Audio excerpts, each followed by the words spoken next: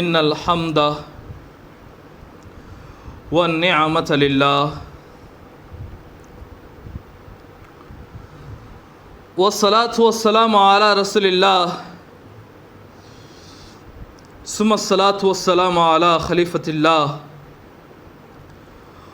وعلى آلهما وأصحابهما وأتباعهما وأزواجهما وذرياتهما ومن والاه. أما بعد، فقد قال الله عز وجل في كتابه القديم: أعوذ بالله من الشيطان الرجيم، بسم الله الرحمن الرحيم.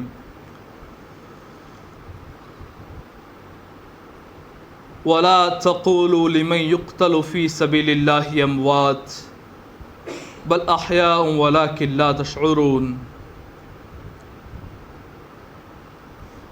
وقال في مقام آخر: قل لا أسألكم عليه أجرا إلا المودة في القربى. اما بعد،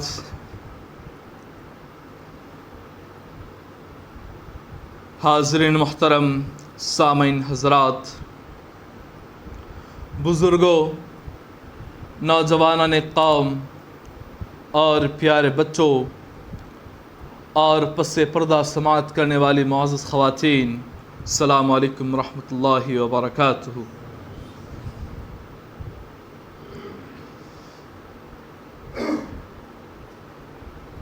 تقریر شروع کرنے سے پہلے کچھ اشعار پڑھوں گا۔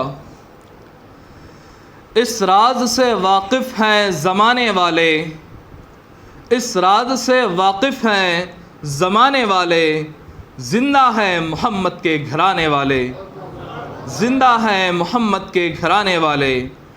مٹ گئے مٹتے ہیں مٹ جائیں گے آخر، مٹ گئے مٹتے ہیں مٹ جائیں گے آخر، شبیر تیرا نام مٹانے والے، شبیر تیرا نام مٹانے والے۔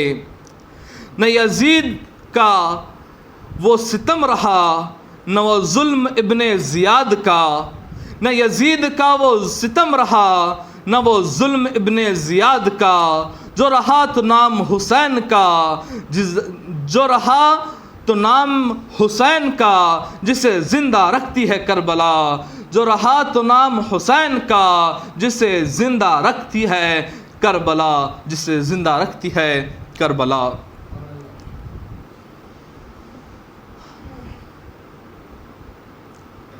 حاضرین محترم،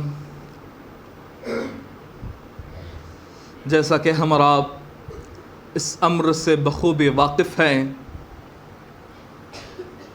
کہ آج کی اس مبارک محفل کس مقصد کے تحت یہاں پر جمع ہوئی ہے۔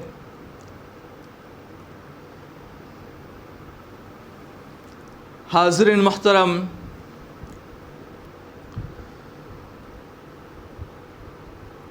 کچھ لوگ یہ اعتراض کرتے ہیں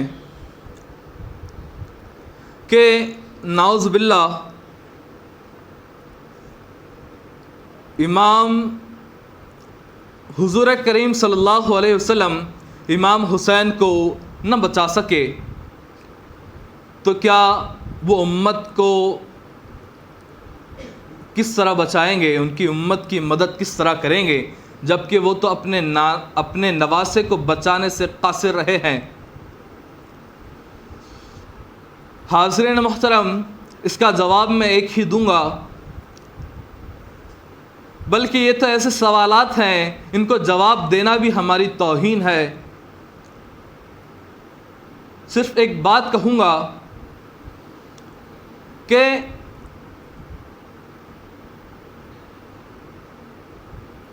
جسے بچایا گیا ہو، جب آپ محنت اور مشقت کریں بچانے کی، اس کے بعد اگر آپ ناکام رہے ہوں تو یہ کہا جا سکتا ہے کہ آپ انہیں نہیں بچا سکے۔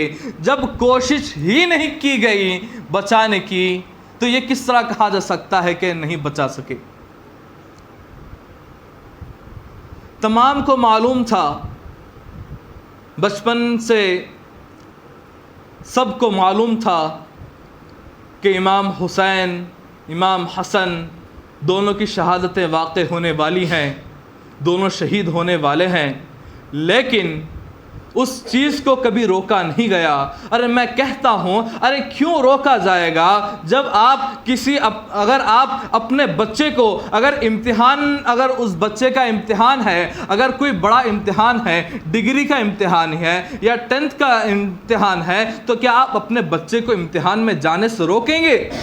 نہیں، آپ نہیں روکیں گے، بلکہ آپ اگر اس سے کچھ کریں گے تو یہ کریں گے کہ اس بچے کا حوصلہ بڑھائیں گے، اس بچے کے لیے دعائیں کریں گے کہ اے اللہ میرے بیٹے کو صبر دے، اے اللہ میرے بیٹے کو ہمت دے، اے اللہ میرے بیٹے کو حوصلہ دے۔ ٹھیک اسی طریقے کا سلوک بی بی فاطمہ الزہرا کیا کرتی تھی۔ جب بھی وہ دعا کرتی تھی تو وہ یہی کہتی تھیں کہ اے اللہ میرے حسین کو صبر دے، میرے حسین کو حوصلہ دے کہ اس کے قدم کربلا کے میدان میں نہ ڈگمگائے نہ پائے۔ ارے میں تو عشق اہل بیت میں ڈوب کر ایک تاریخ ساز جملہ کہنا چاہتا ہوں، ارے یہ وہ شعر ہے کہ جسے بہت ہی بڑی آزمائشوں کے لیے تیار کیا جا رہا تھا۔ جب دشمنان اسلام، جب حضور کی سنت کے دشمن جب بہت کثیر تعداد میں ہو گئے، جب گیدڑوں کی فوج بہت کثیر تعداد میں آ گئی، تو ان تمام فوجوں کے لیے ایک شعر اہل بیت کے خاندان میں تیار کیا جا رہا تھا۔ حاضرین محترم، شاعر کیا ہی خوب فرماتا ہے، باغ جنت کے ہیں بہر مدح خوان اہل بیت، تم کو مژدہ نار کا اے دشمنان اہل بیت، تم کو مژدہ نار کا اے دشمنان اہل بیت۔ اہل بیت پاک سے گستاخیاں بے باکیاں، اہل بیت پاک سے گستاخیاں بے باکیاں، لعنت اللہ علیکم اے دشمنان اہل بیت، لعنت اللہ علیکم اے دشمنان اہل بیت۔ بے ادب گستاخ فرقے کو سنا دے اے حسن، یوں بیان کرتے ہیں مہدی دشمنان اہل بیت، یوں بیان کرتے ہیں مہدی داستان اہل بیت۔ حاضرین محترم،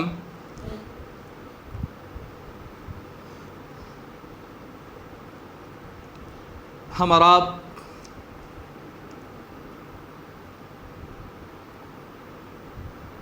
کربلا کے واقعے سے تو واقف ہیں، لیکن کیا ہم نے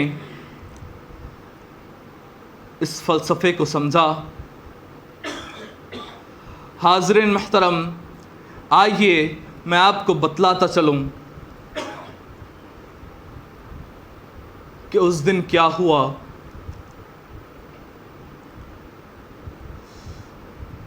جیسا ہی 10ویں محرم کی صبح نمودار ہوئی، وہ گھڑی آ گئی، وہ صبح آ گئی جس کا سب کو انتظار تھا۔ دن بھی کس طرح شروع ہو رہا ہے، حضرت علی اکبر اذان دیتے ہیں اور یوں دن کی شروعات ہوتی ہے، نماز پڑھی جاتی ہے۔ جیسا ہی نماز ختم ہوئی، امام حسین اپنے اہل و عیال میں، اپنے اہل بیت میں، اپنے خیموں میں تشریف لے جاتے ہیں اور تمام اصحاب سے بولا چالا معاف کرواتے ہیں، اپنے گناہوں کی معافی طلب کرتے ہیں۔ الحمدللہ ہم مہدوی ہیں کہ جنہوں نے آپ کی اس سنت کو دائم اور قائم رکھا، اور انشاءاللہ تا قیامت قائم اور دائم رکھیں گے۔ جب بولا چالا معاف ہو چکا، حضرت علی اکبر اپنے والد محترم سے اجازت طلب کرتے ہیں اور میدان میں جاتے ہیں اور اپنی بہادری کے جوہر دکھاتے ہیں، دشمن ان کے سامنے آتا ہے تو وہ غارت ہو جاتا ہے، تباہ و برباد ہو جاتا ہے، اپنے جسم کو 2 ٹکڑے کرنے سے محفوظ نہیں رکھ پاتا، یہاں تک کہ ایک ایسا وقت بھی آتا ہے کہ شہزادہ حسین جام شہادت نوش فرما لیتے ہیں۔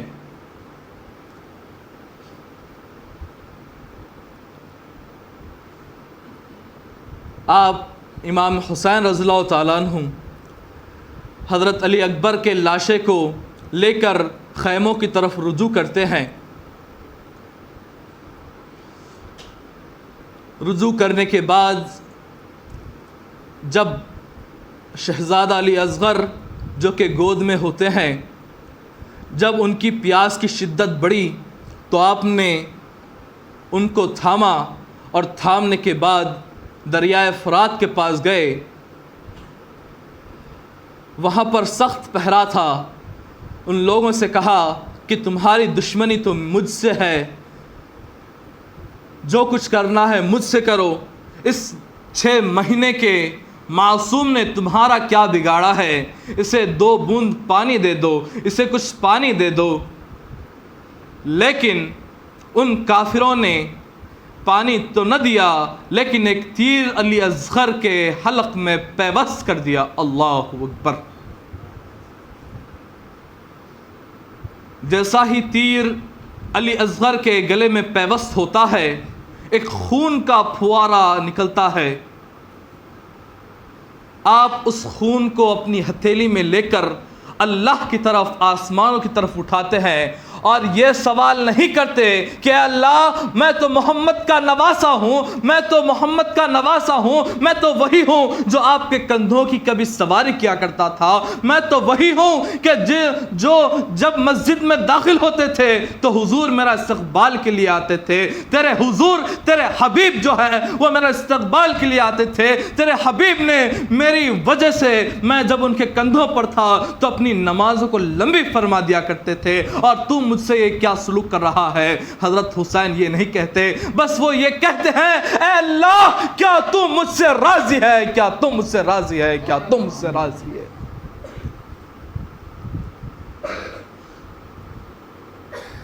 حاضرین محترم، امام حسین رضی اللہ تعالیٰ عنہ وہ شخصیت ہے کہ جنہوں نے لفظ کے معنی کو مکمل بدل دیا۔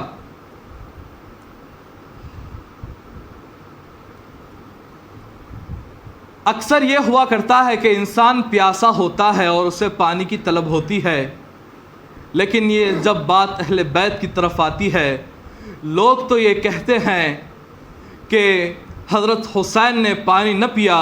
ارے میں تو یہ کہتا ہوں کہ پانی کی قسمت پھوٹی تھی کہ جس کو حسین کے لب نصیب نہ ہوئے، پانی کی قسمت پھوٹی تھی کہ جس کو حسین کے لب نصیب نہ ہوئے۔ پانی بدقسمت ہے۔ حاضرین محترم، ایک مرتبہ جس طرح تمام صفتیں ہوا کرتی ہیں، عدالت ہوتی ہے، صداقت ہوتی ہے، سخاوت ہوتی ہے، عدالت نے ایک مرتبہ اللہ سے کہا، صداقت نے ایک مرتبہ اللہ سے کہا کہ اے اللہ میں تو بہت کمزور ہوں، تو مجھے طاقت بخش دے۔ تو اللہ نے کہا ایسی بات ہے، ٹھیک ہے میں تجھے ابو بکر دے رہا ہوں۔ عدالت نے اللہ سے فریاد کی کہ اے اللہ مجھ میں ہلکان محسوس ہو رہی ہے، میں اپنے آپ کو ہلکا تصور کر رہی ہوں، تو مجھے مضبوطی دے۔ اللہ کہتا ہے اے عدالت تو اپنے آپ کو کمزور سمجھتی ہے، لے میں تجھے عمر دے رہا ہوں۔ ٹھیک اسی طریقے سے جب سخاوت کی باری آئی، سخاوت نے بھی یہی کہا اے اللہ میں اپنے آپ میں کمزوری محسوس کر رہی ہوں، تو مجھے تقویت دے، تو مجھے مضبوطی دے۔ تو اللہ نے کہا کہ اے سخاوت، میں تجھے عثمان دے رہا ہوں جو کہ غنیوں کے سربراہ ہیں۔ جب شجاعت کی باری آئی، شجاعت نے بھی اللہ سے کہا کہ اللہ میں اپنے آپ میں کمزوری محسوس کر رہی ہوں۔ اللہ نے کہا کہ اے شجاعت لے، میں تجھے علی دے رہا ہوں، اب تجھے کوئی گلہ نہیں ہے۔ ٹھیک اسی طرح جب شہادت کی باری آئی تو شہادت نے بھی اللہ سے کہا کہ اے اللہ میں اپنے آپ میں کمزوری محسوس کر رہی ہوں۔ اللہ کہتا ہے اے شہادت لے، میں تجھے حسین ابن علی دیتا ہوں، میں حسین ابن علی دیتا ہوں، میں حسین ابن علی دیتا ہوں۔ حاضرین محترم، حقیقت میں یہ ایسا ہی ہوا ہے۔ کیونکہ شہادت تو لفظ بہت پہلے کا ہے، لیکن یہ ایسی شہادت ہے جب شہادت کا لفظ ہماری زبان سے نکلتا ہے تو ہمیں حسین ابن علی کی یاد آتی ہے۔ حاضرین محترم، امام حسین اپنے 6 مہینے کے بیٹے کو لے کر خیمے میں جاتے ہیں۔ خیمے میں جا کر 6 مہینے کے علی اصغر کی لاش کو رکھ دیتے ہیں، اور رکھنے کے بعد خود یہ ارادہ فرماتے ہیں کہ میدان جنگ میں جائیں۔ چھوٹی بچی آ جاتی ہے 4 سال کی، بی بی سکینہ، وہ آ کر کہتی ہیں کہ اے بابا جان آپ نہ جائیں، یقیناً وہ ایسا میدان ہے جہاں سے کوئی واپس نہیں لوٹا، آپ مت جائیں، آپ مت جائیں، آپ مت جائیں۔ ارے اگر کسی کو درد اگر محسوس کرنا ہو تو اپنی چھوٹی بچی کو، اگر ہم کہیں پر بھی جاتے ہیں، اگر ہم آفس کے لیے جاتے ہیں، اگر ہم باہر کہیں جاتے ہیں، جب چھوٹی بچی اگر آپ کا آ کر انگلی پکڑ لیتی ہے تو اس وقت کی تکلیف کو آپ محسوس کریں۔ لیکن وہ تکلیف کچھ الگ ہوتی ہے۔ یہ تو شام کو لوٹنے کا معلوم ہے، لیکن شام کو لوٹنے کی کوئی خبر نہیں، بلکہ لوٹنے ہی کی خبر نہیں۔ آپ تمام عورتوں سے کہتے ہیں کہ سکینہ کا خیال رکھیں، اور خود میدان جنگ کی طرف ذوالفقار حیدری کو لٹکائے ہوئے اپنے بازو سے نکل جاتے ہیں، اور یہ ذوالفقار اپنا کام شروع کر دیتی ہے۔ اتنی قوت کے ساتھ ذوالفقار چلتی ہے۔ کبھی ذوالفقار کا رخ میمنے پر پڑتا ہے تو میمنہ صاف ہو جاتا ہے، جب ذوالفقار میسرے کی طرف بڑھتی ہے تو میسرہ صاف ہو جاتا ہے۔ تمام لشکر میں جس طرف بھی امام حسین علی مقام رخ کرتے ہیں وہ تمام کا تمام علاقہ صاف ہو جاتا ہے، بلکہ ایسا لگتا ہے کہ وہ کوئی گاجر کے کھیت میں گئے ہیں، کوئی گنے کے کھیت میں گئے ہیں کہ تمام گنے کے کھیت کو کاٹ رہے ہیں، حالانکہ یہ تو میدان جنگ ہے، یہاں تو موت کا ہر سیکنڈ لحظہ اور ہر سیکنڈ خطرہ رہتا ہے۔ حاضرین محترم، یہ اہل بیت کی شان ہے کہ انہوں نے میدان جنگ کو ایک کھیت بنا دیا۔ انسانوں کی گردنیں جو ہوتی ہیں وہ تمام کی تمام کٹ کر زمین پر گر رہی ہیں۔ کبھی تلوار ادھر چلتی ہے، کبھی تلوار ادھر چلتی ہے، جدھر بھی رخ کرتی ہے لاشوں کے انبار کو بکھیر کر رکھ دیتی ہے، لاشوں کے انبار کو بکھر کر رکھ دیتی ہے۔ یہ تلوار چلتی رہی، یہ تلوار اتنی چلی، اچانک تلوار رک گئی۔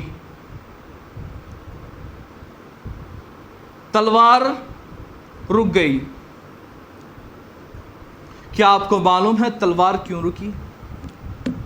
ارے یہ تو وہ تلوار ہے جسے بھوک نہ روک سکی، اور یہ وہ تلوار ہے کہ جسے پیاس نہ روک سکی، اور یہ وہ تلوار ہے کہ جسے اپنے خاندان کی لاشیں واپس اٹھا کر لے کر آ رہے ہیں یہ منظر نہ روک سکا، اور یہ وہ تلوار ہے جسے بڑی سے بڑی مصیبت نہ روک سکی۔ اچانک تلوار رک گئی، اچانک تلوار رک گئی، خوف سے، ڈر سے، بزدلی سے نہیں، یہ تلوار رکتی ہے تو کس وجہ سے رکتی ہے؟ نماز کا وقت ہو گیا،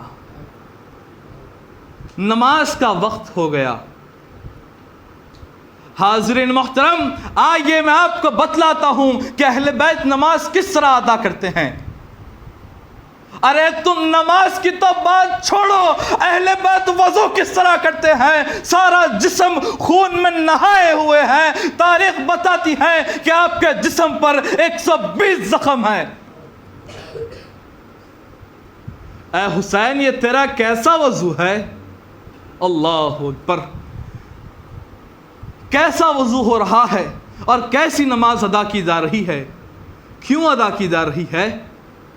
ہم کو بچانے کے لیے، امت محمدیہ کو بچانے کے لیے۔ اور آج ہم انہی کے پیروکار نمازوں سے دور ہیں۔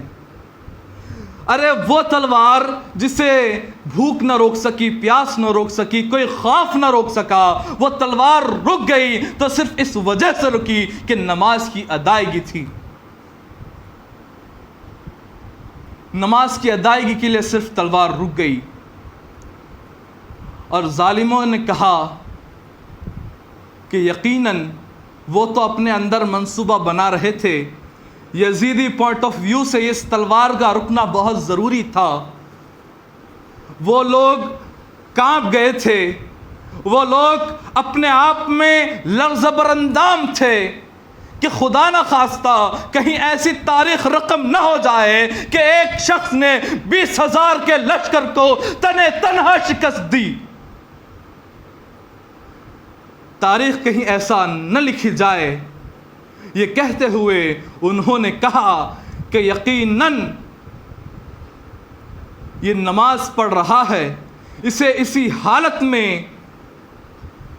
شہید کر دیا جائے، ورنہ یہ اٹھے گا تو پھر مارے گا، ورنہ یہ اٹھے گا تو پھر مارے گا۔ اللہ اکبر۔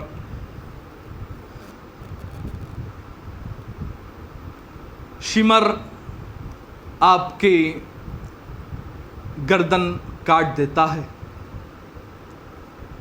کٹ گئی۔ امام حسین کی گردن کٹ گئی۔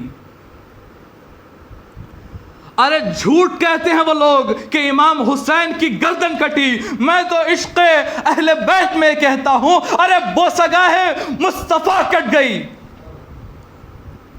حضور جس گردن کو بوسہ دیا کرتے تھے وہ گردن، اللہ اکبر، لیکن پیکر صبر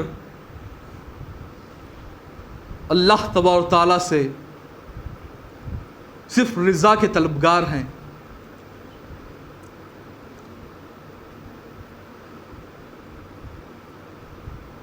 آپ کی بے حرمتی کی گئی، آپ کے ساتھ بدسلوکیاں کی گئیں، آپ کے ساتھ گستاخیاں کی گئیں، لیکن آپ نے کچھ نہ کہا، بلکہ جب آپ کے سر مبارک کو جب نیزے پر بلند کیا گیا اس وقت بھی آپ نے تلاوت قرآن فرمائی۔ الغرض ایک آخری بات کہہ کر میں اپنی جگہ لوں گا، خدا کی قسم اہل بیت نہ اپنے لیے سوچتے ہیں نہ اپنے لیے کچھ کرتے ہیں، بلکہ اگر انہیں کس چیز کی پڑی ہے تو وہ اللہ کی رضا کی پڑی ہے، اگر انہیں کس چیز کی پڑی ہے تو نماز کی ادائیگی کی پڑی ہے، اگر انہیں کس چیز کی پڑی ہے تو قرآن کی تلاوت کی پڑی ہے۔ اسی کے ساتھ میں اپنی گفتگو کا اختتام کروں گا. وآخر دعوانا الحمدللہ رب العالمین.